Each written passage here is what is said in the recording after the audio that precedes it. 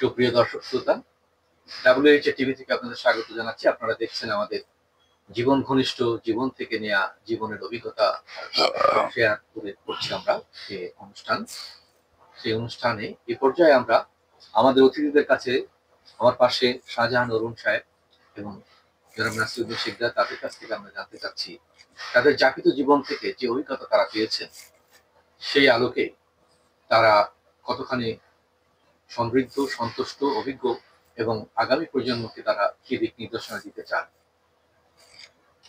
আমাদের জীবনের এই যে চাওয়া পাওয়া, এই চাওয়া পাওয়া তো আমাদের সবার পূর্ণ হয় না। পৃথিবীতে খুব কম মানুষের জীবনের চাওয়া পাওয়াই পূর্ণ হয়।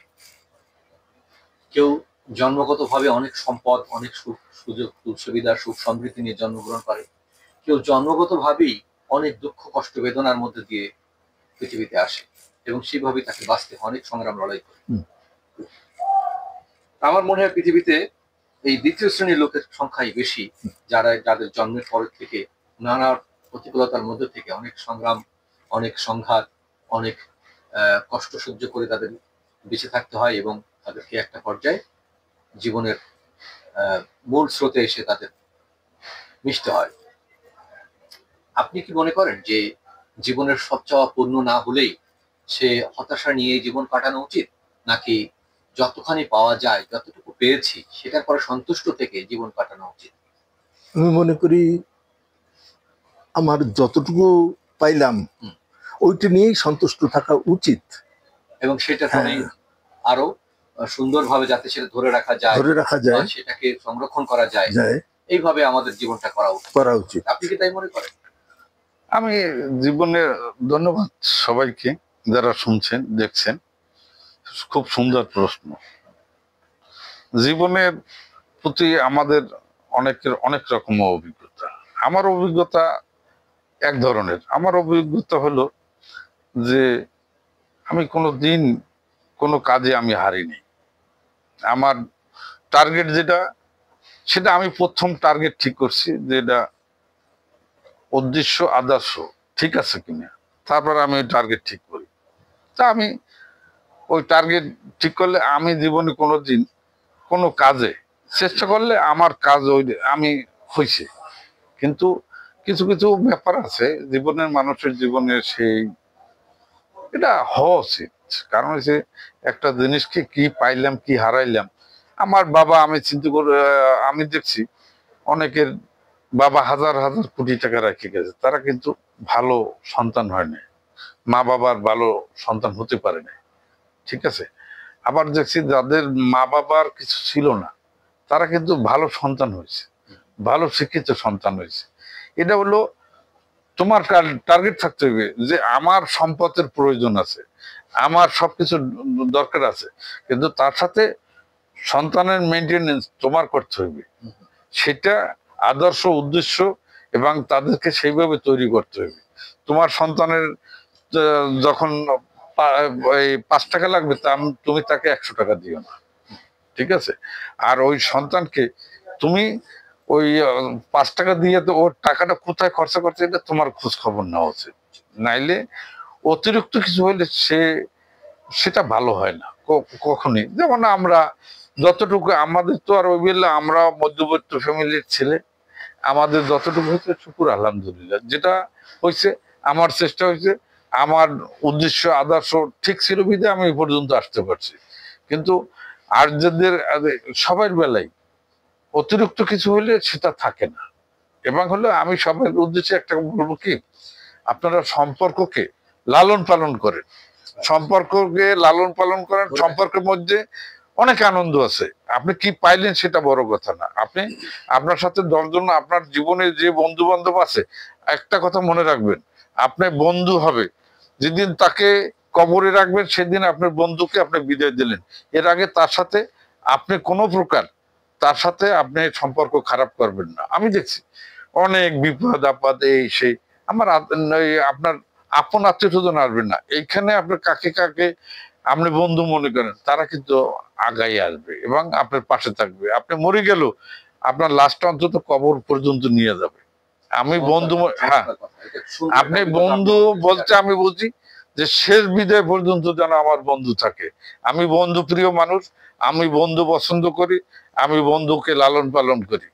এই সুন্দর কথা বলছেন। ধন্যবাদ। তার মানে আমরা যে জিনিসটা পেলাম আপনার কাছ থেকে, যে আমাদের জীবনে চলার পথে আমাদের সার্বক্ষণিকভাবেই মানুষের সাথে সুসম্পর্ক এবং সদ্ব্যবহার করে একটা সুন্দর কি বলা যায় পরিবেশ বজায় রাখতে হবে, এবং তার ফলে আপনি তাদের কাছ থেকে যতখানি উপকৃত হবেন তারাও আপনার কাছ থেকে উপকৃত হবে। পারস্পরিক সহমর্মিতা, পারস্পরিক সহযোগিতার মাধ্যমে এই জীবন যাপন করাটাই উত্তম।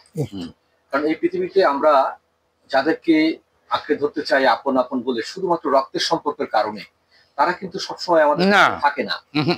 বরং আমরা জীবনযাপন করতে গিয়ে যাদের সাথে দৈনন্দিন চলাফেরা উঠা বসা করতে হয়, তারাই কিন্তু আমাদেরকে দেখা যাচ্ছে আমাদের বিপদ আপদে সবসময় আমাদের পাশে এসে দাঁড়ায়, আমরাও তাদের পাশে গিয়ে দাঁড়াই। তো সেখানে সম্পর্কটাকে প্রাধান্য দেওয়া উচিত উভয়ের স্যাক্রিফাইসের মাধ্যমে। আমাদের সদাচার, সদালাপ, আন্তরিকতা, পরস্পরের প্রতি সহানুভূতি, সহমর্মিতা, এই জিনিসগুলো। তারপরে একটা মৌলিক বিষয় চলে আসে যেটা শুদ্ধাচার, শিষ্টাচার।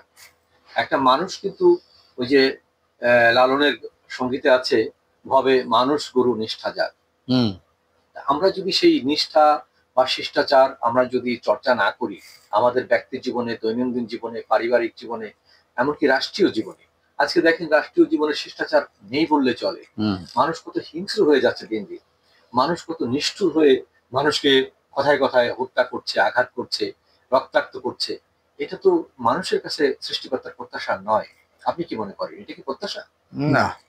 আচ্ছা, আমরা এই যে সমাজে বসবাস করছি, আমরা এই বাংলাদেশে, আমরা যে প্রজন্ম, আমাদের প্রজন্মের আমরা পিতামাতা যাদেরকে পেয়েছি তারা পৃথিবীতে আজ নেই, বা আমাদের অভিভাবক যারা ছিলেন তারা আজ নেই।